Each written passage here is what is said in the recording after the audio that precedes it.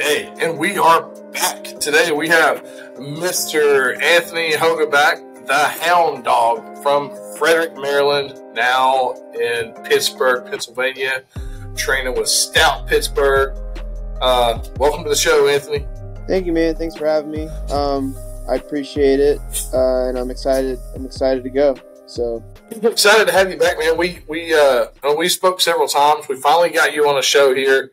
Had you come down and fight Sam Kinker, got you to fight up a weight class, and Sam had came in with a ton of experience. He had some losses, but he had never been finished, ever, in any discipline, and you came in and finished him pretty quick in the first round. So that's a big accomplishment in my eyes, and Sam's like a tank, man. I've seen him just take beatings, just walk through them. But you're the first guy I've seen just snatch him up and finish him. I'll tell you what, I'll play the video, and you can walk us through that. I was gonna have you ask you a question about it, but I might as well just share the screen. Yeah, I can do that. That works. Let's see here. 1 second. Okay, there we go. Yeah. All right, yeah, walk us through this, the whole fight. So, I mean, it's not very long. Yeah, so, I mean, just off the bat, I knew that he was probably just going to come at me with a lot of forward pressure. So, it was just going to be my job to not gas myself out trying to damage him super bad. So that's why I'm kind of taking my time right here. And then I see him kind of start to not be disciplined with his hands, so that's when I ripped that overhand. Saw a nice little uppercut in there, too. Yeah, I knew that landed really hard. I felt it turn his head. And then, honestly, when he was grappling with me, he didn't feel, like, overly strong in any positions. When he, like, kind of clinched up with me, I knew that he was just kind of holding on for dear life. That's kind of what it felt like. And then, here, I tried to go for an ankle pick, and it turned his hips. So I just ran the pipe and finished the takedown here in a second. And then he kind of sat up to his butt and tried to fish for my neck for a second. But I was like, he didn't have a good angle on anything. And I just kept my composure in there and peeled his hands off. And then went to half guard. Tried to step over his hand for a second so I could land some ground and pound. And when he has no chance to like try and peel my hands off on his neck right there when I have his hand pinned. And then I finish that high elbow guillotine on everybody. So, yeah, I believe in that high elbow guillotine. I know when I have it, and I know when I don't have it. Yeah. And two of the tightest times I've ever had it have been in MMA fights, and that was one of them. So I just knew I had it, and then I just knew it was over. It's a good time to lock it in there. You get your little brown belt, snatch your brown belt neck up. Yeah, I think that kind of encouraged my coaches to think I was ready to earn my purple belt, so that was cool. I got my purple belt like a couple days after the fight, so that was awesome. Nice. And then, yeah, man, I was just super like excited to fight Sam because I knew he had a lot of experience and I knew he was a brown belt. And I am sorry about the airplane. And I just knew that my grappling was also good, and I just kind of wanted to showcase it, but I also didn't. I wanted a knockout, but I knew that he was tough, and I knew that it would be hard to get one, so I didn't want to like gas myself. Like when the bell rang, I was like, just take your time. So it never happened that way, but I mean, I got to showcase my grappling, and I was excited about that. So yeah, I've seen a lot of guys come in and try to finish Sam and just gas out. Yeah, I think Denzel Chapman. Denzel Chapman's probably the only one that didn't. He was able to just he was in great shape. He came out, but he wasn't just throwing power the whole time. He was out here having fun. He knew he was way up on the scorecard, so he was just kind of like moving with the flow, having fun, throwing some fun stuff. But he just had too much speed on Sam that Sam couldn't really respond to it. And, yeah, I knew that it would kind of go that way, or I would find him in a grappling transition. I kind of figured it would go that way, one of those two ways. So you got to share the card with your teammate Luke Martin. You guys drove about 4.5, 5 hours down. Made a long trip. Both you guys came down, got some dubs together. I guess cut weight together, all of it. So what was that experience like with making that trip into Kentucky? Yeah, it was fun. We were like getting prepared for it for weeks, like we were excited to be on the same card, and we knew we were going to go take a trip down there. So we were like, excited for it. And then once we got down there, we just, we made the weight like we're supposed to, and, went out, stayed disciplined, and eat really bad. Just, got good food in us, got a good night's sleep, and then we went out and performed the next night like we knew we should. So that was a great weekend. And, like everything went right that weekend. And I thought New Line's production was sweet. I love that cage. I like how, it's big, and I like you guys packed a crowd there in Kentucky when I went back in March, so that was cool. I like fighting in front of that many people. I love that stuff. Yeah, we actually had a crowd about double that size here a week ago, last weekend, the 18th. Kind of crazy. I didn't expect it. Usually our crowds would be bigger in Boyd County than they were here, but that was just because didn't have much brand awareness in this area. But that has changed, and we packed this place out. So I'm having to get a bigger space here next time because we had I think we had about 120 people standing. We just didn't have enough chairs last time. So we had I think we had 815 chairs out, and just didn't have enough people here. Oh yeah, that's good. Good problem to have. Oh yeah. Yeah. So I hope we run into that at Bridgeport. We might. Praying. Yeah. Fingers crossed. Get some. I'm gonna do my job. I'm gonna do my job and try to make that happen. Bring some people out. Yeah. Man, that's it was funny when you guys got their weigh-ins. I didn't recognize you, but also I had been down there since 7 in the morning. Building that cage and setting everything up, and by the time fighters were rolling in, I was out of it mentally. And you guys come in, both you guys were sunk in like skeletons, and from cutting weight. It wasn't until I seen them big old ears on Luke that I knew who you guys were. Yeah, I was like, okay. We were like, "What's up, Keith?" And you just looked like you were so tired. Yeah, dude, I was out of it. But yeah, it was. I was out. Yeah, I went.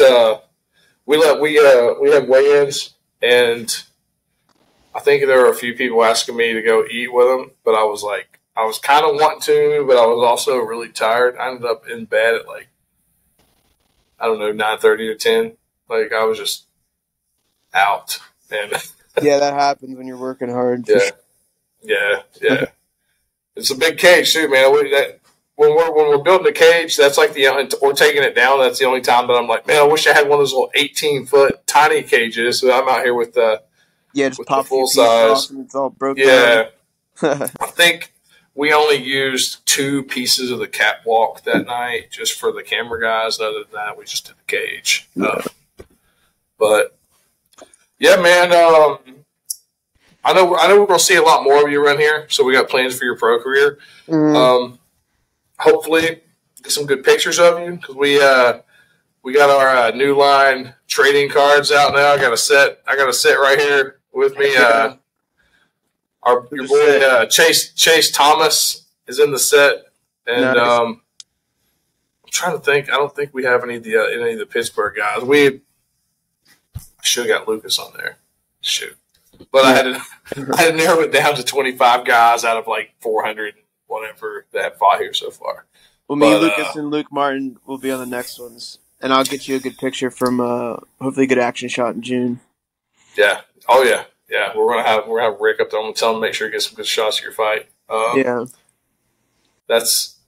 I'm excited about it, man. Everything, dude. Everything. We have a lot going on. A lot of events. I'm trying to do them every 3 or 4 weeks. I'm doing 3 in August. That's going to be crazy. That was like me sitting here looking at football schedules and man, I want to watch all this football. I don't want to.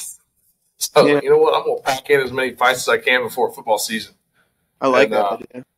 Yeah, so we're packing them in. I've got like 5 fights in like 8 or 10 weeks or something like that. 5 events, and boom, just rolling a couple of them back to back weeks. Yeah, that's sick. Hopefully I can jump on one of them for sure. Yeah. We got you June 29th, and we're thinking August. Maybe we can fit you in August 3rd. That'd be nice. That one's going to fill up really quick. Mm-hmm. As soon as I start, as soon as I get the list of these local gyms, I'm going to start filling that one up. Yeah. So tell me about. So you're 5-3 amateur. What 2 belts? You have 2 belts right now. Art of War. I had the one Art of War belt. I had the Art of War. Okay. 5-pound belt. Art of War, bantamweight. Let's see. Yeah. So what led to the decision to what made you decide now's the time to go pro? Well, I had my first fight in November of 2020. And it's been about, if I were to fight as an amateur this whole year, it would be about around 4 years as an amateur. So I didn't want to get like to the point where I was getting a little too old to be a pro. You know, it's like if I turn pro, what's really the point? If I'm not going to be able to make a run as a pro, you know. So I'm like, you know, let's make sure I get the experience last year. Fight like every 3 or 4 months. I pretty much did that. I fought April, September, December, March. So I got 4 fights, or actually I fought November of 2022, April, September, December, March. So I got 5 fights in like a couple months. And I just know my skill level, and you know, it was just time to go pro, so I can start building my pro career and start, you know, making something of this. So that's what I felt like, you know, and I got a good opportunity through you and through New Line, and I couldn't say no. So that's pretty much the decision, you know. So got you with Cameron Taylor. He's a 3-fight veteran for your pro debut. I hate to say, you know, like what's next after this, but you know, what are your plans? Where do you see yourself in 12 months?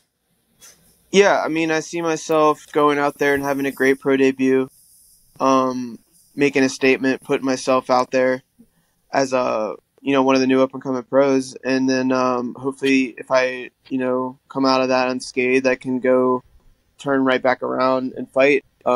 You know, once every couple months after that. That's what I really want to do. If I'm healthy enough to do so, you know, why not? Like, I'm about to be a professional. It's going to be my job. So why not go do my job? You know? Yeah. So, you know, all injuries aside, that's kind of my plan. And I just want to see how far I can go, you know? Staying busy, building that record up. And just seeing what activity's happens. good for me, especially. I feel like it's just good. It's good for me. It is. It is. A lot of guys put themselves on the shelf too much. They'll win a fight, then you don't see them for 12 or 15 months, and it's like they fight when they get the itch. And I feel like being active is good as long as you're not like in having these absolute wars or having like grueling training camps and you're just killing your body. I feel like staying busy is good. As long as you're healthy, eating right, taking care of your body, do it, man. Which I fight feel often. I do a pretty good job of doing. I make sure that I don't really like, you know, I train hard mostly. I train almost every day, but I don't like kill my body every day. You know, I'm not like I'm not putting those unnecessary like strenuous situations on my body. So I feel like that's kind of why I'm also good enough to be fighting that often. So I'm gonna keep trying to do that for sure. Have you been involved in martial arts and the fighting games? I believe you told me before you didn't grow up wrestling. I believe you got into this later, right? Right. So I didn't do any martial arts until I graduated college and stopped playing sports in college. I played lacrosse and hockey at St. Vincent College in Latrobe, Pennsylvania. And then I moved back home for a little bit to Maryland, and that's where, you know, I was just working a job, and I was like, you know what, I need to still be doing like something competitively. So, and I was always a fan of MMA, so I just Googled my nearest gym near me, in Frederick, Maryland, and it was Bower House MMA. and I went over there one day, and I just never stopped going back. So, that was my first martial arts experience, and it was in about, I think it was like November of 2018 is probably when I started training, and I had no prior experience. I had no wrestling, I didn't grow up boxing, I didn't grow up kickboxing, I didn't do any jiu-jitsu growing up. I just played all team sports until I was done college, pretty much. So. That's a unique path. Hockey, lacrosse, then going into MMA, and Yeah. and you wouldn't think that. I mean, watching you compete against Sam, who's been doing this probably, I mean, as long as you've been alive. I mean, you hung in there well with him, and grappling, striking, all of it. I mean, your striking excels, and but I believe being with the team you're with and the team you started with as well, your grappling came fast, and probably a love for it. You probably soak it up quicker, if you really have a love for it like that. Yeah, for sure. I really enjoy like diving in to jiu-jitsu, like sequences and stuff, and like I just think things are like super interesting. And I think ultimately I was just like a fan of the sport and all of like the little intricacies of the sport before I started fighting. So like I always have that obsession going on still. Yeah. As long as you can keep that love, man, you can keep growing. I know that when it starts feeling like a job, it's hard to absorb the way you do. Yeah. And I mean, it definitely does feel like a job sometimes. Like there are certainly days where I'm just like, I don't want to do shit today. But it's like, how bad do you want it then? Like you can't make those decisions and give into those I don't want to do shit today feelings, and then 5 years down the line being like mad at yourself, that you didn't get anywhere. So I don't want that to be me. I want to make sure that even if that does happen, I can sit there and tell myself like, at least I was going to the gym every day. I was doing what I should have done, Yeah. So I had an idea here for lacrosse. Mm-hmm. Kind of like hockey, you get to fight. Yeah. Lacrosse, no, but pugil sticks, man. You ever the pugil sticks in the military training? Mm-mm. The long poles with the pads on the end of them, kind of like they were on American Gladiators. Yeah, I do know what you're talking about. They need to have those at lacrosse. When two guys are wanting to throw down your lacrosse sticks, give them a pugil stick, let them go. The refs are just running around the field with them all the time, ready to throw the Yeah, just ready. I'm in for that. I like that. Yeah. I mean, actually, there's a new professional league, or it's like 6 years old now, but it's like pretty comparable to like Major League Soccer. Like that's kind of probably where it's like at on the totem pole. But they're allowed to fight. Like they will fight. Really? Yeah, they will let them fight. They get like penalties and stuff, but they can fight a little bit. They'll let them kind of go. I didn't know that. I'm gonna have to check out a game now. Yeah, that's actually, there's indoor lacrosse. There's indoor box lacrosse that is played on like a hockey rink. They like turf a hockey rink, and the goals are really tiny. And they play like arena indoor lacrosse, and they like actually fight like hockey players. They'll take their helmets and gloves off and like fight like hockey players. It's sick. That's sick. Yeah. I watch a little. My son plays, so I watch it a little bit when it's on ESPN and stuff. But I think I've seen more like college. I haven't really watched the pro stuff, so that's why I haven't seen a fight, I guess. Yeah. I saw the documentary of that new league, how it was created, but I haven't watched their games. Like kind of like how I got obsessed with MMA. I got really obsessed with lacrosse like when I was like in middle school. So that's like why I became, I think, good enough to even like really play in college, because I didn't play it as long as my other friends did. But I just loved the sport so much. But that guy who started that league, I like looked up to. Like that's why I started playing lacrosse. Paul Rabel was like the man. Yeah, Rabel. Yeah. Him and his brother. I guess his brother's more of like a business guy, and he was the player. Yeah, he went to high school like 20 minutes from where I lived. Oh, that's sick, man. Yeah. You ever met the guy? No, never seen him. No. There was a lot of good lacrosse players in Maryland, but I didn't really run into a lot of them unless I was like playing like one of their brothers or something. They were a little older than me. I guess that is a big sport there in Maryland. and Yeah, I it's don't know huge. how long it's been in Kentucky, but there's some teams here that are pretty good, and then they play these big out of state teams that are good, and then that shows that we're behind. So Yeah. Maryland lacrosse is like big time. So, and New York, yeah, it's big in New York and Maryland. I think there's some good teams in Ohio. Yeah, I guess Maryland, New York. I believe it was Florida. I didn't really see much like West Coast. I pay attention to the rankings and stuff. I don't think I really saw much out west as far as like top 25 it's not like crazy country. big It's out like there East yet. Coast. I think an East Coast sport. I'm just getting into it, so I don't play, but I mean, my son plays, so Yeah, I'll watch it. It's a cool sport. I love that the out of bounds, like off shots, it's rewarded to whoever's closest to the ball. So like, you know, whoever's hustling gets the ball back. So yeah, I like that. yeah. It's a fast-paced game. I like how it's fast-paced like that. I don't like watching boring stuff. You know. Yeah. So yeah, man. So we actually talked about a little bit of everything. I believe that's all I got, man. You got anything you want to say to your friends, family, teammates, anybody watching this? Yeah, man. Or your opponent? Yeah, I mean, thank you to my sponsors. You know, where I work sponsors me, Eggs and That. They're awesome.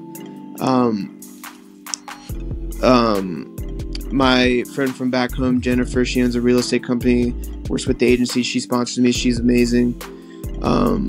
El Forno and Frederick, Two Fight Bros, my gym, Stout, all my training partners at Stout, Lucas, Miguel, Britt, Luke Martin, Tim Bailey, Tim Moriarty. I'm missing a bunch, but everybody knows that they're awesome at Stout, and we wouldn't be where we were without all of our teammates in the room every day. So Coach Mike, Coach Will, my family for putting up with a crazy lifestyle, and my fiance, and yeah, man, everybody who's gonna come to support. It's gonna be a sweet night, I promise, and I promise I'm gonna come put on a performance and make a statement. So it's gonna be awesome. If you want tickets, hit me up personally. I'll direct you to the tickets. And I can't wait to see everybody there June 29th, and I'm ready to fucking go. Right here, June 29th. Anthony Hogeback versus Cameron Nine Tails Taylor. Bridgeport, West Virginia at the Bridge Sports Complex. Don't have the address. 400 Forester Boulevard, Bridgeport, West Virginia, something. Yeah, tickets. Hit this man up. He'll tell you how to get your tickets. All right, everybody. Thanks for watching.